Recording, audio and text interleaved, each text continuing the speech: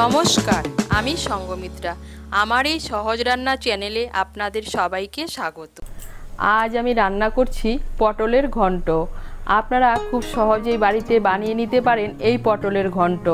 আপনাদের যদি এই রেসিপিটি ভালো লাগে তাহলে লাইক এবং শেয়ার করবেন, আর রেসিপিটি কেমন হয়েছে কমেন্ট করে জানাবেন। আরও নতুন নতুন রেসিপি পাওয়ার জন্য চ্যানেলটিকে অবশ্যই সাবস্ক্রাইব করবেন। ধন্যবাদ। প্রথমে পটলগুলো গ্রেট করে নেব। এখানে আমি 4 পিস পটল নিয়েছি। পটলের দুপাশে কেটে ভালো করে ধুয়ে নিয়েছি। এখন আমি পটলগুলোকে গ্রেট করে নেব। এই দেখুন, পটলগুলোকে আমি গ্রেট করে নিয়েছি। এখন আমি রান্নাটা শুরু করব। রান্নাটা আমি সর্ষের তেলে করছি, আপনারা চাইলে সাদা তেলেও করতে পারেন। তার জন্য প্রথমে কড়াইতে দিয়ে দিয়েছি সর্ষের তেল। তেলটা গরম হয়ে গিয়েছে। এর মধ্যে প্রথমেই আলুগুলো ভেজে নেব। এখানে আমি একটা মাঝারি সাইজের আলু নিয়েছি। আলুটাকে আমি ছোট ছোট টুকরো করে কেটে নিয়েছি।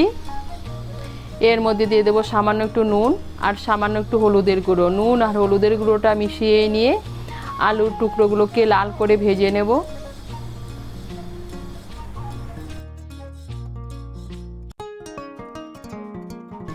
এই দেখুন, আলুগুলোকে লাল করে ভেজে নিয়েছি। এখন আমি আলুগুলোকে তুলে নিচ্ছি।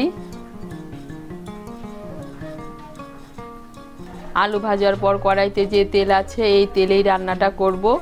এর মধ্যে দিয়ে দিচ্ছি একটা শুকনো লঙ্কা, দিয়ে দিচ্ছি 1/4 টিস্পুন গোটা জিরে। ফোড়নটা দিয়ে একটু নাড়াচাড়া করে নিয়ে এর মধ্যে দিয়ে দিচ্ছি থেতো করা রসুন। এর মধ্যে আমি দিয়ে দিচ্ছি 5-6 কোয়া থেতো করা রসুন। রসুনগুলোকে লাল করে ভেজে নেব। রসুনগুলোকে লাল করে ভেজে নিয়েছি। এখন এর মধ্যে দিয়ে দিচ্ছি পেঁয়াজ কুচি। এর মধ্যে দিয়ে দিচ্ছি একটা মাঝারি সাইজের পেঁয়াজ কুচি।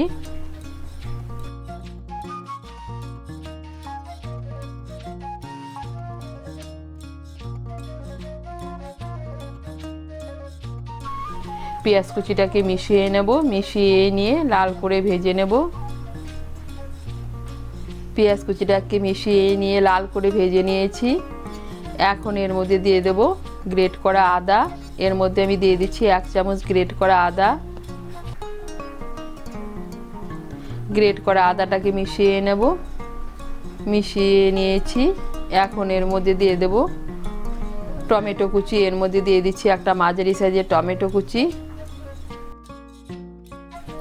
টমেটো কুচিটাকে তেলের সঙ্গে মিশিয়ে নেব। মিশিয়ে নিয়েছি।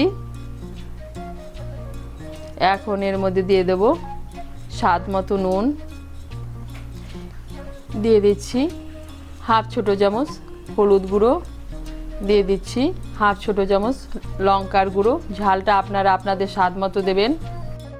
মিশিয়ে নেব হলুদের গুঁড়ো লঙ্কার গুঁড়োটা। মিশিয়ে নিয়েছি। দিয়ে দিচ্ছি 1 ছোট চামচ জিরে গুঁড়ো। দিয়ে দিচ্ছি সামান্য একটু জল। জলটাকে মিশিয়ে নিয়ে মশলাটাকে ভালো করে কষিয়ে নেব। জলটাকে মিশিয়ে নিয়ে মশলাটাকে ভালো করে কষিয়ে নিয়েছি। এখন এর মধ্যে দিয়ে দিচ্ছি গ্রেট করা পটল।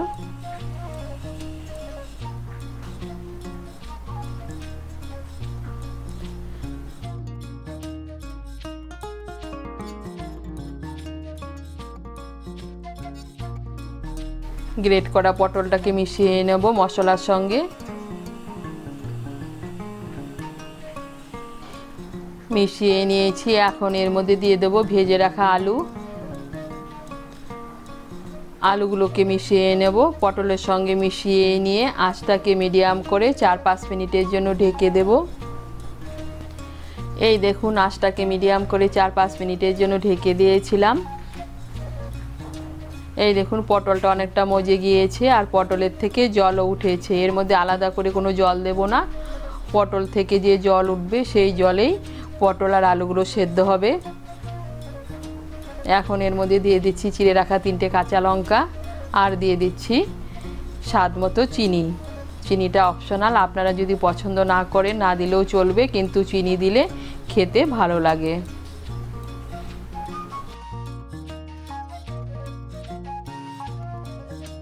চিনিটাকে মিশিয়ে নেব।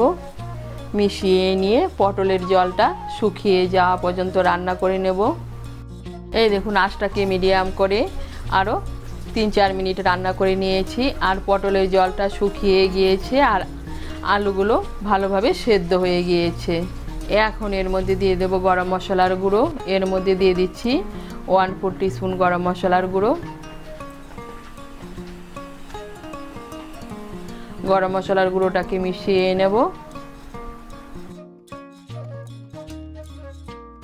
গরম মশলার গুঁড়োটাকে ভালো করে মিশিয়ে নিয়েছি। এখন এর মধ্যে দিয়ে দেব 1 চামচ ঘি।